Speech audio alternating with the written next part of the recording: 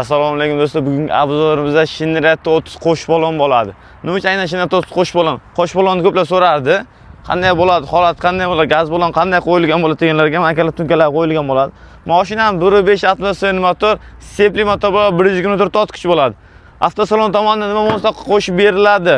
Mashinada elektron rol, monitor, zanni kamera mavjud. Bizlar ham video registrator, ham bo'lsa xalqqa bo'lsin elektron nasosini qo'shib berib yuboryapmiz. Poliklari bonus. Polimak benzinni ham qo'yib berdik joyida. Ishini bitirib akamizga mashinamiz uzunligi 3.15 ga 1.72 bo'ladi. Gurja podiyomning 2.5 tonna bo'ladi. Qo'sh balon bo'ladi orqa taraflar. Akalar, mana bu tarafda gaz baloni bor, 2 ta 100 talik. Mashina full bo'ladi, konditsionerlama. Kimga o'tishni xizmatlar kerak bo'ladigan bo'lsa, Shinere 700 tarafda so'nib kelib, bemalol chiroyli narxlar, bonuslar boshlang'ich 25% kelib xarid qilib olib chiqib ketsangiz bo'ladi.